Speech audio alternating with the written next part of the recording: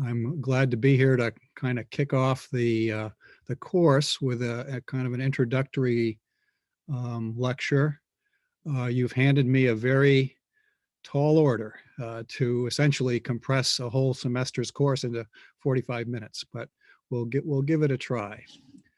Let me see if I can share my screen here. What the heck is this? Can you see that? We're not seeing anything yet. Okay, hold on. Here we go.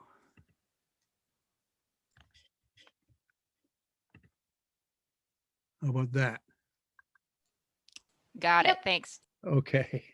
Um, okay, so let's begin here. So, of course, we're in the course Integrated Pest and Pollinator Management.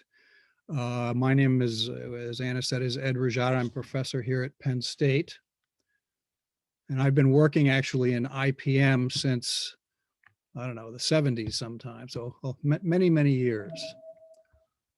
Let's see. How do I change slides? Oh, here we go. Okay, so the purpose of this talk today is to give a very brief primer on the IPM approach to managing pests. And I'd like to argue that modifying IPM as we have been doing it for 50 years is probably the best way to protect pollinators in agricultural systems. And the other thing I want you to realize is that IPM is as much a social phenomenon as it is a biological system, and that's very important. And I notice future speakers in this course will talk about those things in more detail. And I want to provide kind of entree into the rest of the course. So first, some definitions here. So IPM, Integrated Pest Management, is an ecologically based strategy that focuses on the long-term suppression of pests and their damage using multiple tactics. This is kind of a classical definition. Pesticides are only used when monitoring indicates their need and are applied following specified guidelines. Okay, so this is one piece of IPM where we can start to insert some pollinator management in here also. So IPM consists of the technical and management sciences, so biology, chemistry, things like this, but it's also embedded in a socioeconomic context. So IPM is a process that marries scientific knowledge with societal needs. And the goals and objectives of an IPM program are largely driven by society. And these goals and objectives change over time. I think I submitted another paper that I wrote a long time ago that kind of describes this, this attribute of IPM. It was kind of a voluntary reading or whatever the terminology is there, but it should be in your work, your team site. Okay, so today's topics will include history of pest management, further define it, talk about some of the ecological principles involved, talk about the tactics and goals of IPM, how decisions are made in IPM, how IPM programs are implemented, in real life and in agriculture and other places, and expand IPM to include pollinators and forming IPPM, Integrated Pest and Pollinator Management. So a little bit of history here. I try to take pest management and divide it into three eras. One is the pre-pesticide era, which is before approximately 1890, before the discovery and use of chemical pesticides, and to any large extent, where if you were a farmer, you just accepted large losses. You accepted contaminated food when you harvested it. Any kind of pest management you did was labor intensive, hand picking bugs off the plants, burning crops after harvest, hand weeding, many labor intensive things to battle pests. And then you usually ended up losing half of your crop anyway. But people have dealt with pests over the years. In fact, you go back to 2500 BC, the Sumerians were using sulfur against insects and mites in their crops. Um, in 1500 BC, they figured out if you manipulated the planting date of a crop, you could avoid pest invasions. Um, in the Roman times, Cato advocated oil sprays for pest control. The Chinese have been long time using biological control, where they would put up pieces of bamboo between citrus trees to allow ants to move among the trees to control beetles and caterpillars and other pests. They even tried religion. In 1476, cutworms were excommunicated and banished by the Archbishop of Bern. I don't think that worked, but that they tried it anyway. And then pest management has a large impact. The Irish potato famine, which caused one of the greatest human diasporas in history, was essentially a pest management problem where diseases attacked the potato crop in Ireland. And then there's some successes. For instance, the US, by transferring resistant rootstocks to France, was able to save a large part of the French wine industry from the pest phylloxera. So as long as there's been agriculture, as long as there have been people, there have been pests. So the second era is from 1890 to 1960, and I call this the pesticide era. In the early part of this period, in the late 1800s, they discovered that heavy metals, arsenic, lead, mercury, if put onto plants, would kill insects and fungi and other things that were attacking the plants. In the mid 20th century, more sophisticated chemicals that were not heavy metal oriented were discovered, like DDT was discovered by a Swiss scientist in the, I think, 1930s sometime. And then with the research done in World War II on nervous toxin chemicals, a whole array of pesticides came from that research. After World War II, when all of these new pesticides were being developed, it was an overwhelming feeling about them. People thought that was a miraculous technology and that we would never have to worry about pests again. Using lots of pesticides was viewed as modern farming. Initially it had very low risk. It always worked. It was quite inexpensive, so it was good for business because it didn't cost that much. And back then there were very few regulations, so you could use pesticides as you wished. And even in the scientific community, if you look through papers and journals back then, it seemed to be that the job of the pest scientist was to learn how to use the chemicals more effectively. There really was, alternative methods were not as heavily researched as they are today. Then in the 50s and 60s, things started to go wrong. Non-target species were killed. Other species of insects and other organisms that were in the past not a problem were released as pests themselves because you were killing their natural enemies. Wildlife was affected.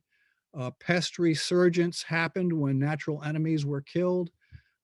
Pest resistance to pesticides appeared and grew rapidly. There was contamination of soil and water with the pesticides, and eventually it started to affect human health.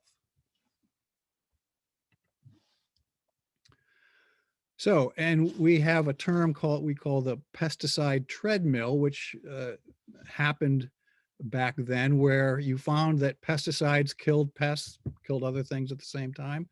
Resistance appears, so you increase the amount of pesticides you put on the crop to overcome that. That released secondary pests, so then you had to spray the secondary pests. You got resistance in the secondary pests. you added or changed the chemicals, and that just repeat the sequence. That's what we call it, a treadmill. So that, and then at the end, you were essentially using many, many, pounds of pesticides per acre. And resistance built up rather rapidly. You can see that resistance was first found in just after these new pesticides were starting to be used in the early 1950s, and grew rapidly after that. Then something happened in the era of the 1960s, primarily, and early 1970s. Um, uh, Rachel Carson, who was actually a Pennsylvanian. She was born near Pittsburgh, Pennsylvania, and she was like kind of a naturalist. She worked for the U.S. Department of the Interior. She wrote a book in 1962 called Silent Spring, where she elucidated the externalities of pesticide use. So you would use pesticides to kill a particular pest, but that pesticide had other effects in the system that were really not taken into account.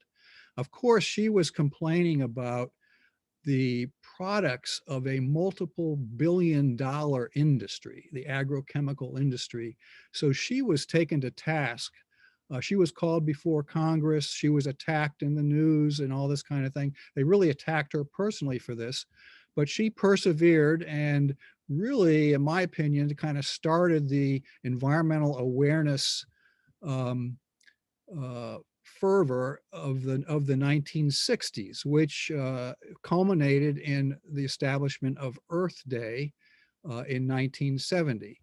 And has resulted in new laws and regulations and government agencies that have been set up to manage the misuse of pesticides. Um, and back then, I was actually your age back then. That was a picture of me there in the middle. And it was the time of the Vietnam War. There was a lot of social upheaval, and the environmental protection and Rachel Carson and pesticides was all part of that back then. So based on this societal push, IPM was born to address the issues of mismanaged pesticides in agriculture. So IPM over 50 years, it's born from the environmental movement. It's adopted through economics, because if you want a farmer to change his or her behavior, you have to make the economic case. You can't say you need to do this practice, but you will lose money. That's not going to work. So you have to prove the economic case with the practitioners. Over the years, it's been expanded by regulations and markets, where increasing regulations like the Food Quality Protection Act of 1996 that focused on the protection of babies, human babies, from too many pesticides on fruits and vegetables, and markets where the use of IPM has been used to market food. Not quite so heavily as the organic movement, but IPM is part of organic anyway. So so the whole program has been expanded since then. And what it shows is that IPM can adapt to conform with biological, economic, and social trends. And so you'll see that the blending in of pollinator protection is just another societally demanded change posed to integrated pest management. Okay, so let's look at the term. I'm assuming that that not everybody knows what IPM is in the audience here. So let's look into it a little bit. So the term IPM, what does it mean? Well, P equals pest. What is a pest? A pest is an organism that causes harm to humans or their property. It includes arthropods, mollusks, vertebrates, weeds, fungi, bacteria, viruses. So any living thing, any organism can be a pest. Where are the pests? They are in natural systems, forests, parks, lakes. They're in agricultural systems, crops and animals, and they're in metropolitan systems. So you have cockroaches in your apartment or in shopping malls and gardens, that type of thing. So essentially pests can be anywhere. But pests have certain attributes. Um, One is that pests are a human construct. We determine what is a pest and what is not a pest. The cockroach doesn't know it's a pest. It's just trying to, make a life for itself and find food and have little cockroaches. So we determine what is a pest. It's situational. So an organism in a certain situation, such as the deer in the forest, on the bottom there is a beneficial thing. But if those deer come out of the forest and go and eat your garden, then they are a pest, and you may need to manage them. So again, another definition: to be considered a pest, a damaging stage of the organism must be present in high enough numbers to cause actual injury to something valued by people, including the people themselves. Okay, so let's look at another term in there, management. What does management mean? So back in the pesticide era, where pesticides were deemed as this miraculous savior of agriculture, there was an attitude that humans could control nature, that we could drive pest populations to zero and essentially just get rid of them and not have to worry about them anymore. Of course, the pests had another thing in mind. So now in IPM, we talk about management, where we don't want to get rid of down to zero these pest populations. We want to suppress them below tolerable levels. And in different systems, it takes different form. In agriculture, there is an economic level that you want to suppress the pest population below. I'll talk a little bit more about that in detail in a minute. But even there are aesthetic uh, thresholds, we call them. So if you live in an apartment that has cockroaches in it, how many cockroaches are you willing to tolerate? Or if you have bed bugs, how many bed bugs are you willing to tolerate? So people have their own comfort level with various numbers of pests.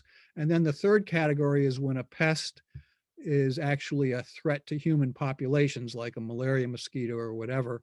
Then the government gets involved and sets the levels for the pest tolerance. How many mosquitoes would you allow in a particular system?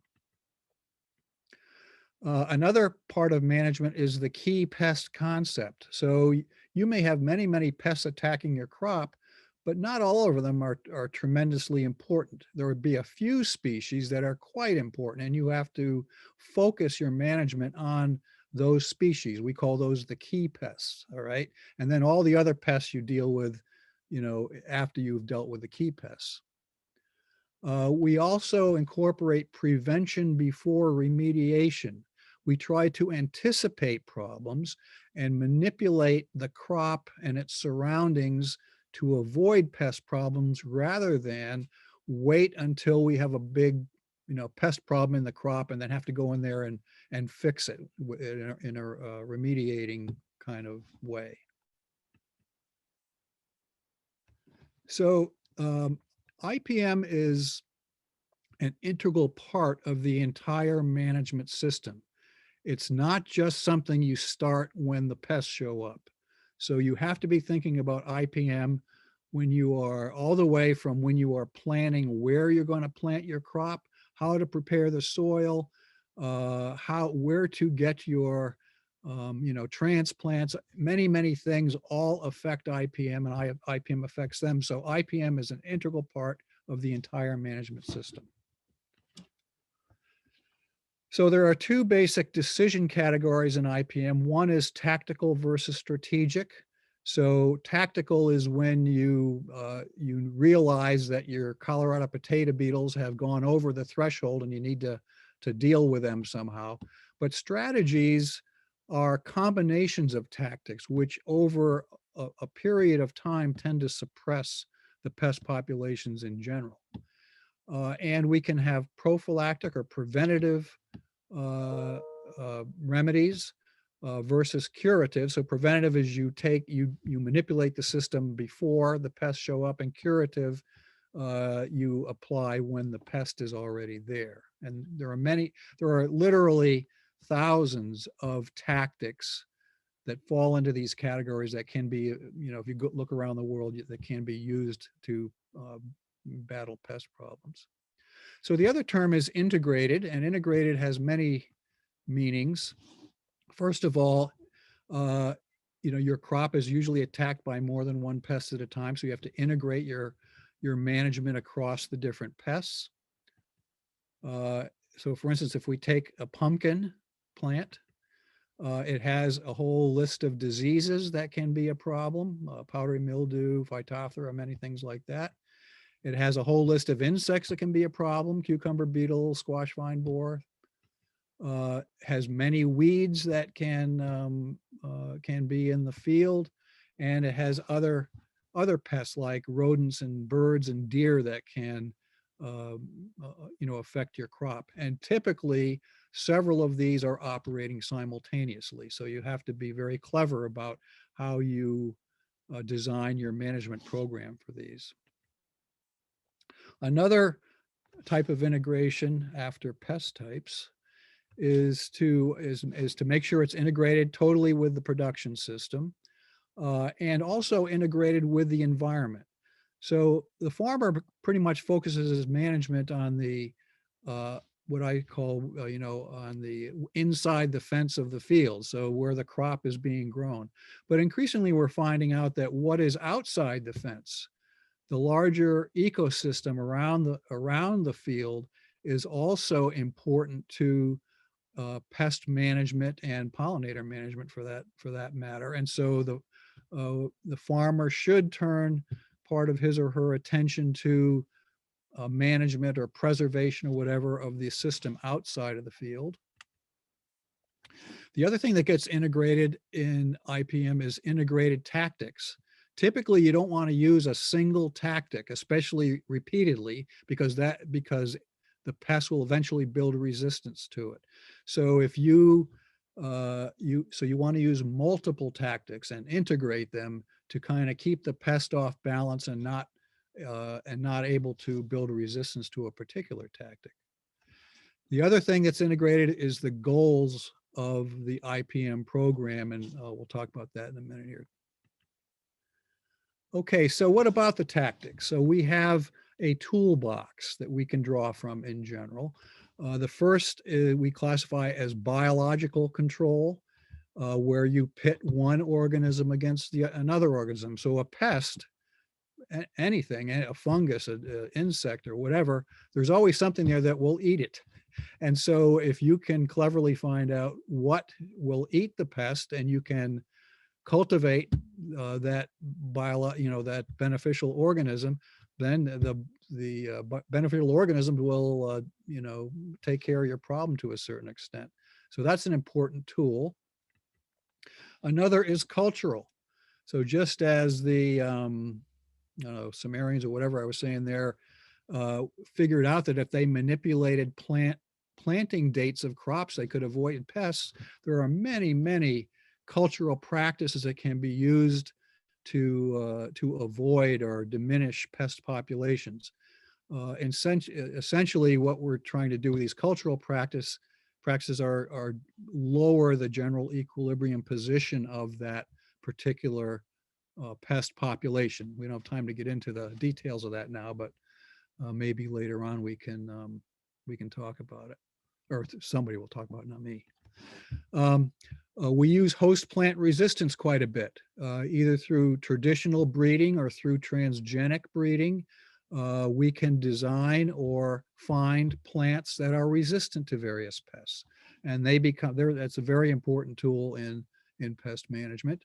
There are mechanical tools that you can use in your own house. You have window screens. Well, there's a mechanical tactic that suppress the pest populations in your house. The mosquitoes can't get in and all that. But there are others. A greenhouse prevents pests from getting to crops. So there are mechanical techniques that you can use. There are legal techniques, quarantines, inspections of imported food coming in the country on ships and planes and things like this. The pesticide regulations, this is all part of the legal tool in the IPM toolbox. And then there's chemicals. So IPM, depending on the goals of the particular system, does not negate the use of pesticides. They can be used in many of these systems, but they have to be used, what we say judiciously, only when necessary and only in response to some kind of a threat.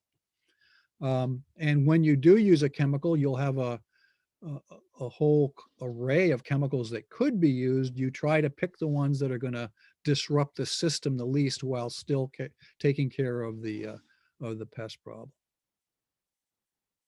Other chemicals that are used in pest management include things like pheromones, manipulating the behavioral systems of the pests. And then we have genetic tools. The classic is the screwworm fly, where a fly larva would infest sheep. But they found that if they could grow many, millions of these flies in a factory, so to speak, and then irradiate them, it made the males sterile. And then they would take these millions of sterile males and release them into the environment to reduce the probability of successful mating of this particular fly species. Okay, so tactic relationships. If you're using multiple tactics in a strategy, then you are going to lessen the risk of failure. You're going to stave off resistance. You're going to spread the labor cost on your farm because these different tactics are done at different times of the year. And many of these tactics have other benefits. In addition to suppressing certain pests, for instance, if you use a cover crop like Sudan grass here, not only does it suppress weeds, but it also conserves water. It maintains the biodiversity on the farm, and it improves the soil structure.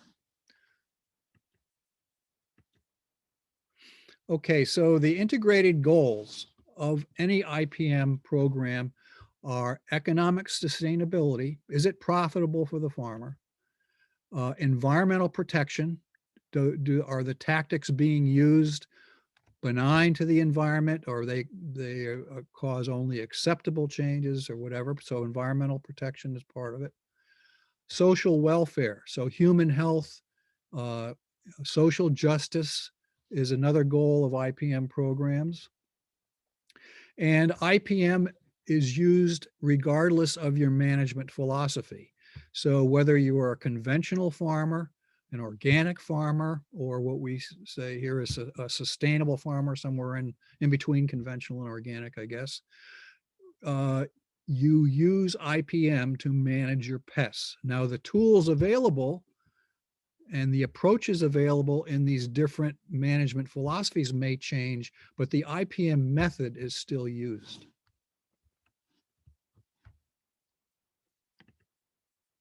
So all IPM decisions involve these goals to one extent or another. So IPM draws on many sources of information and knowledge. It draws from the pest sciences, entomology, plant pathology, nematology, weed science. It draws on the crop production sciences, mathematics and statistics, physical sciences, chemistry and physics, social sciences, economics, sociology, psychology, and government policy. So if you're thinking of a robust IPM program, you really have to have knowledge in most of these areas, or partner with other people who have that knowledge to form a team to attack this. But IPM really is a very diverse topic. So let's take that diverseness and boil it down to 6 steps. So we like to say that there are 6 steps in an IPM decision. The first is proper identification of the pest and or, excuse me, any biological control organisms. Now, this is the point in the class where I ask students how many species of insects are there in the world. And of course, we can't do that in this, but let me just tell you that entomologists have described somewhere between 1 and 2 million species of insects in the world. And we haven't described everything. It's estimated there's probably 7 or 8 million species of insects in the world. So that's quite a few species. Now, if you look around the world and count up how many species of insects are considered pests anywhere in Asia or Africa or in a house or in a farm field or whatever, it's probably somewhere around 4 or 5,000 of these species out of the 8 million that are considered pests. So so if you are guessing, if you haven't done proper identification, you're probably guessing wrong that you have a pest in your field.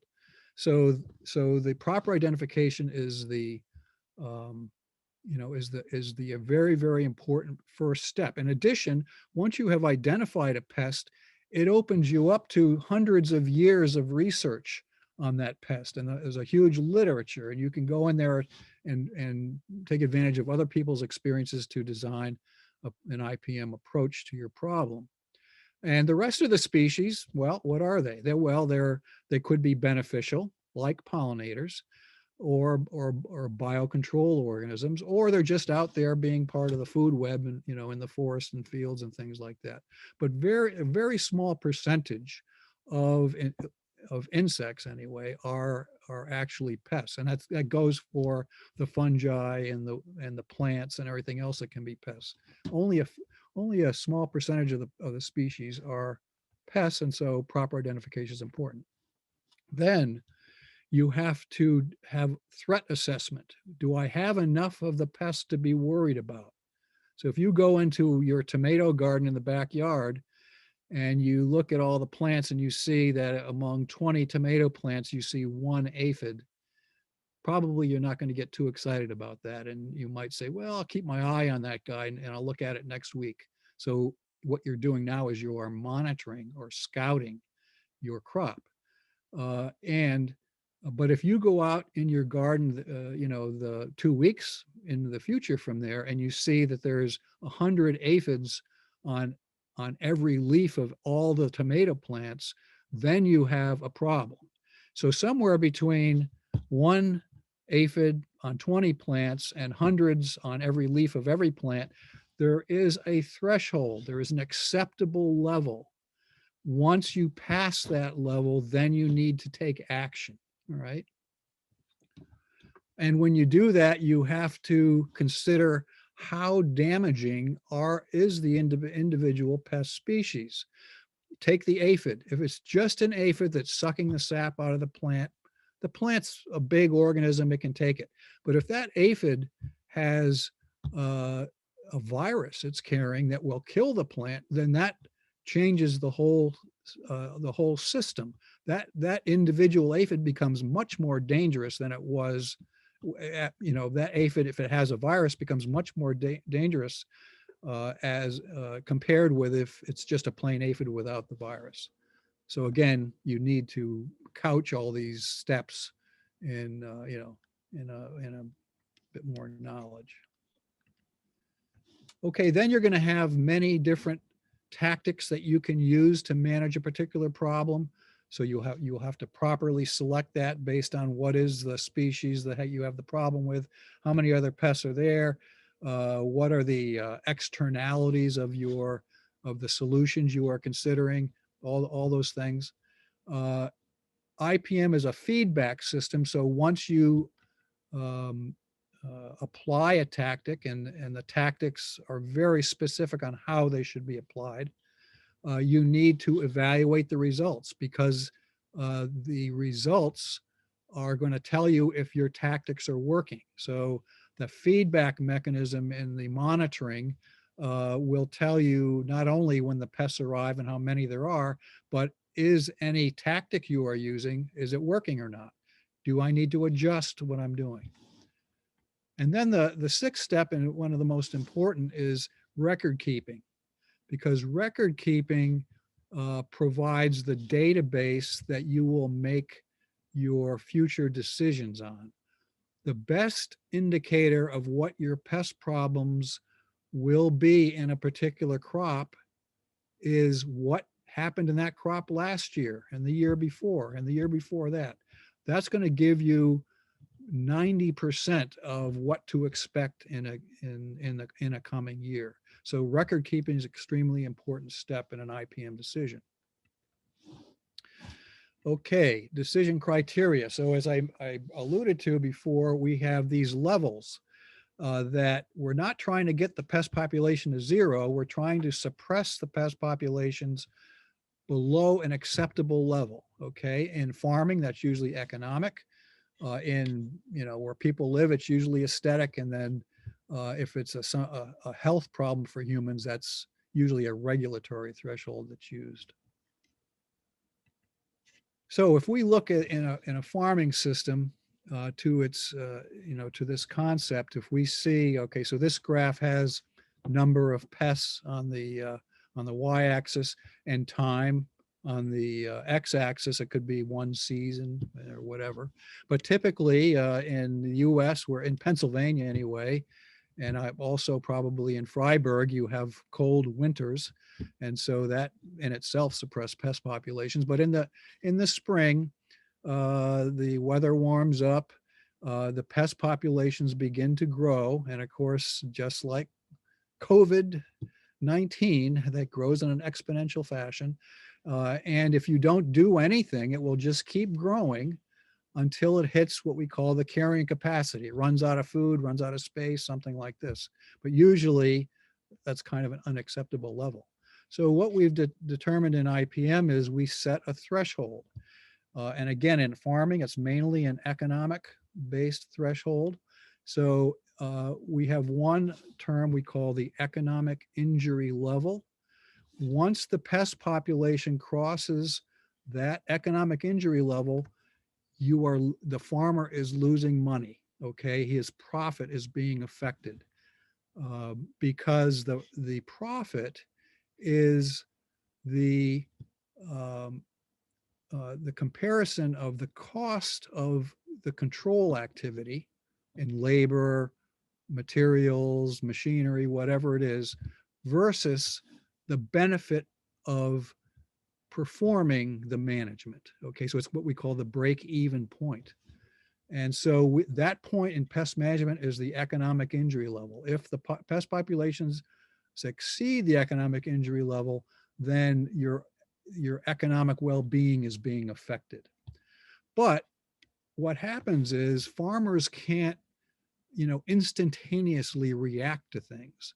So what we do is we establish another threshold we call the economic threshold, so that when the pest population reaches the economic threshold, then we take management action so that the momentum of the population growth doesn't carry it over the economic injury level. Okay, and so these thresholds are set by economics. Again, it's the cost of doing farm activities versus the benefit of those activities.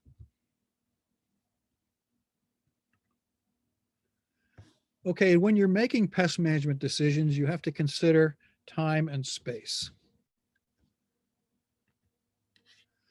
So we have different time frames. We have short, medium, and long time frames.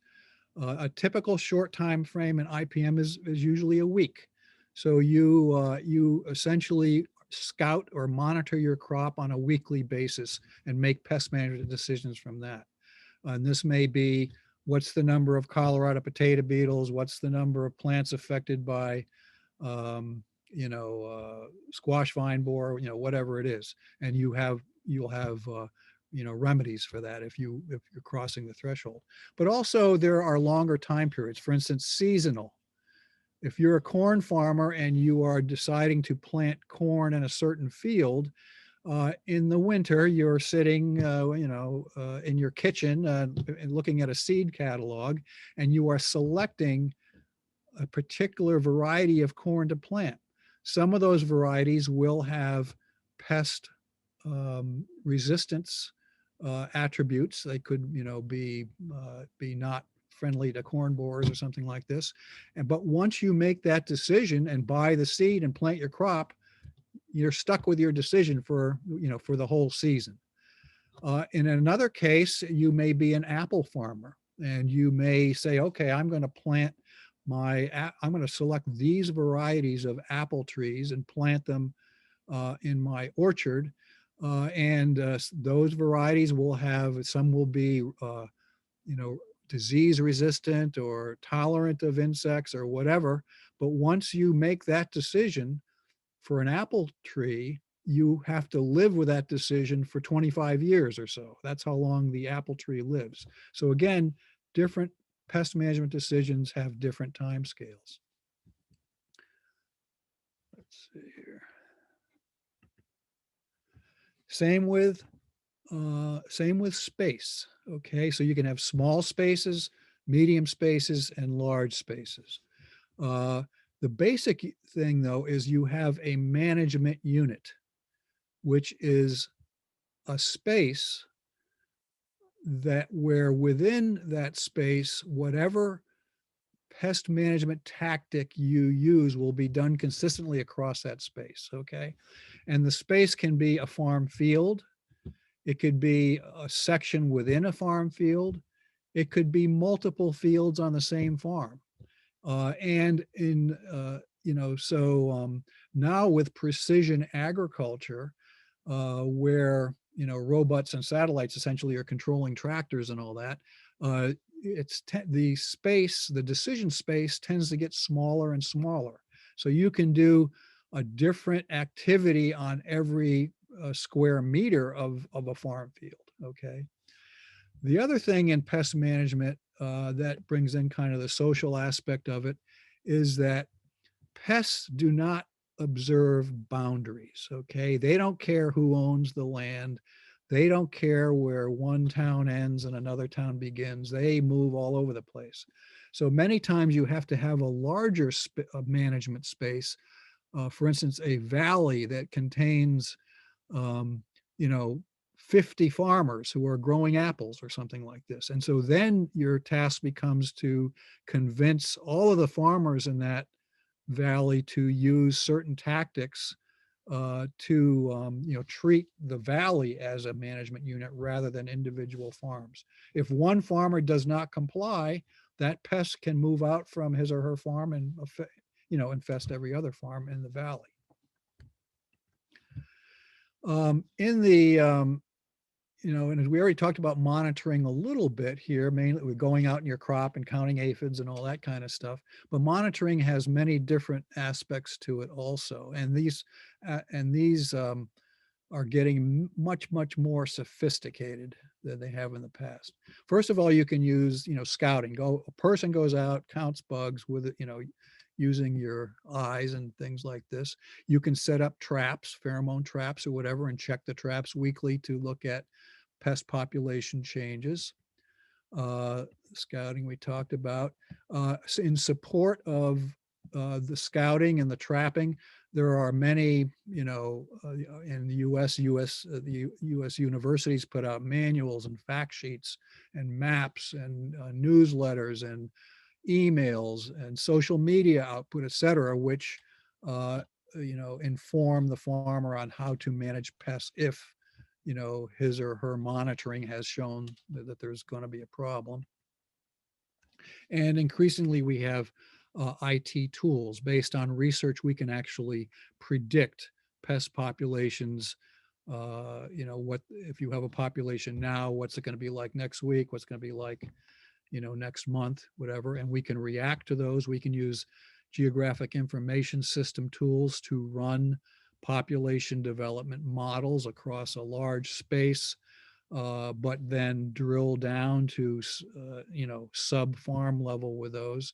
And we also have web-based decision tools, many of them in the artificial intelligence realm that farmers can use to help them make decisions about pests on their farm.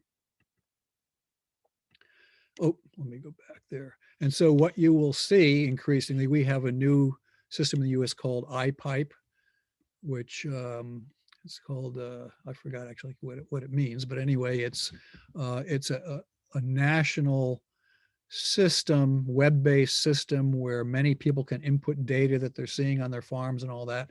It blends in weather forecasts, climatic variation, all this kind of stuff, and then will again provide advice for the people with the pest problems, available on the phone and all that, as you are getting used to.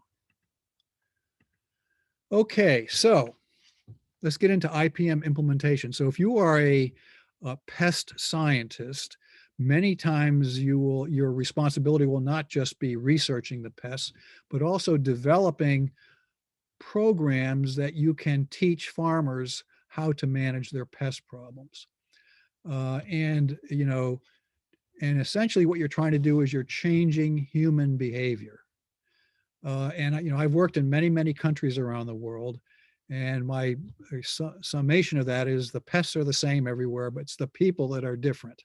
So the different human populations have different educational methods, different cultures, different village structures, many things that can either facilitate or impede the use of IPM at the local level. So that's why I say changing human behavior is the hard part of integrated pest management. So IPM is delivered as a program. So you deliver an IPM program addressing all the pests of a particular crop in a particular location.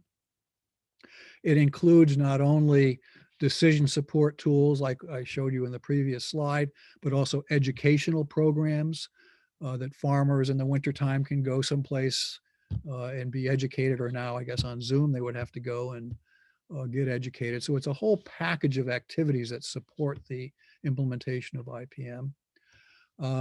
So the tools of changing this human behavior are the information education programs, but there's other tools also. For instance, regulation will change human behavior.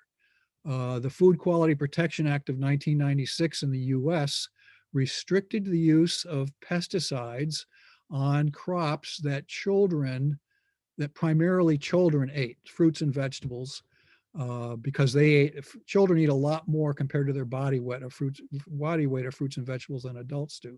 So a whole regulatory system was invented to, prevent children from consuming pesticides this way. And the regulation is if you do not follow the rules, then you are breaking the law. And so you can be fined or, I guess put in jail, whatever. So regulation is a great motivator of human behavior. And more recently, the marketplace. Probably the best example of this is the organic agriculture movement, which started, I guess, maybe 30 years ago in earnest. And actually in the US, and I think in other countries also, it also has its own regulations. If you are going to get an organic label on your produce, then you have to follow certain rules, and those rules are enforced. But it also gives the consumer a choice. And so the consumer can choose to buy organic or not buy organic. And so that gives you, this is another tool you have to change the behavior of the farmer. And if you design another education program that informs the citizen and consumer about how crops are grown, how pests are managed, how pesticides are used, then you can utilize this consumer behavior to promote the implementation of your program. The other thing is that, let's see, what did I just do here? Is that IPM programs are not static, they change over time. We call the intensification of IPM in a particular crop the IPM continuum. And it started back in the pesticide era. So there was, if pesticides were used a lot, they were usually applied on a calendar basis, spray this product every Thursday without really any reason for doing it. There was hardly any information involved in the decision. It went through low-level IPM, which started to use scouting and thresholds. And it went through medium level and high level, which is now ending up in what we call biointensive IPM, where chemical pesticides are being largely eliminated, and there's more of a focus on soil and plant health. So if you're going to have an IPM program, it's your job to move your clients through this continuum. Okay, so let's finally turn to the second P, which is the pollinator. So the second P in integrated pest and pollinator management. And the argument is that we can expand the purview of IPM to include pollination needs. We can protect pollinate in an IPM system. We can protect pollinators from hazards in the crop and managing the ecosystem around the crop to provide other things like nest sites, alternative food sites, sources, et cetera, for pollinators. We do this already for biological control organisms. The pet, especially these days, the bee health and pollinator health, pesticides being used in crops affecting the bees and stuff. It's been, the regular human populations have been made highly aware of these things. There have been newspaper articles and television shows and all this other kind of stuff. And really the farmers are caught in the middle on this. They need to please the consumer because they got to sell the crop to the consumer, but they don't necessarily know how to incorporate knowledge of pollinators in their crop management system. So we're already managing other beneficials like parasitoids and predators and things like that. We already have stakeholder communications in IPM. We already have a regulatory system that's responsive to IPM needs. There's already a research, extension, and education system that can be incorporated. Scientists and educators can shift IPM focus to pollinator health, which is already happening, and farmers can, farmers already use and trust IPM. So partnering IPPM with IPM, you can gain all of this good feeling that you've built up over the last 50 years in implementing IPM programs. So this has begun to happen. We're seeing increased funding for research and extension from federal agencies like National Institutes of Food and Agriculture and others. Pollinator health is finding its way into university education, hence this course. Public education has improved consumer knowledge, so the consumer can now make choices in the marketplace. Like we see a little bee-friendly sign or something on the kumquat, so you can make a choice that way. Government incentives are being brought to bear.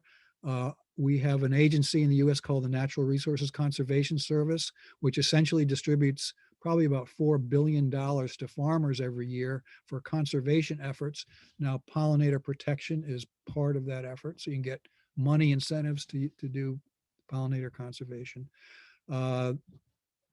Regulations are changing, which I call disincentives, because if you do something, off label or whatever, you're going to get some kind of penalty.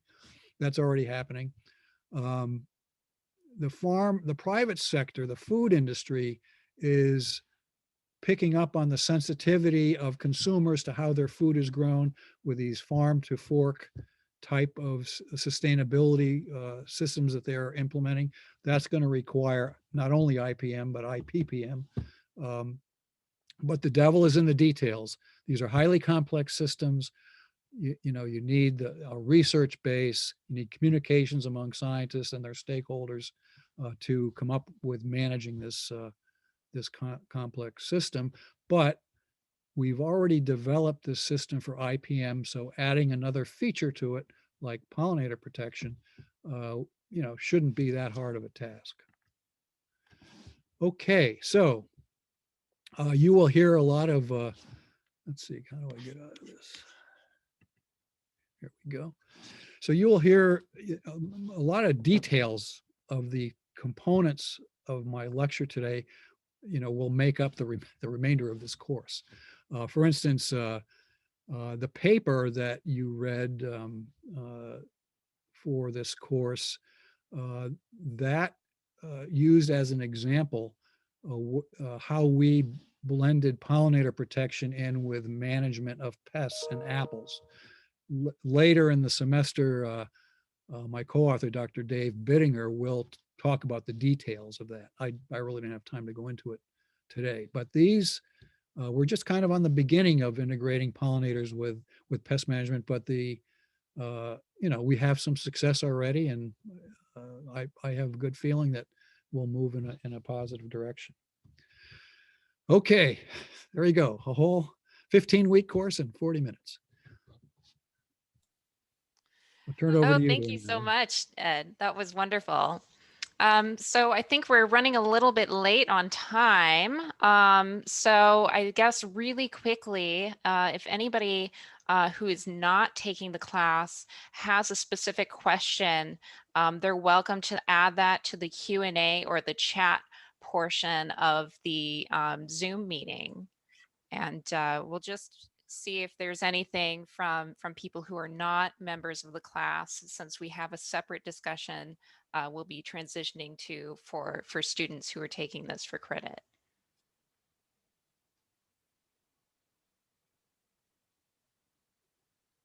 So there's been a couple chats there. One is from my old student, Farouk. And then, no, that was not me in the picture, but I knew people like that. My hair actually used to be like that many, many decades ago. Okay, great. So it doesn't look like we have anything coming through for the discussion. So if you are taking the class, you do have a Zoom link. We're going to jump over to a Zoom discussion room where we can have a more intimate conversation with Ed and to talk about the paper that he had us all read.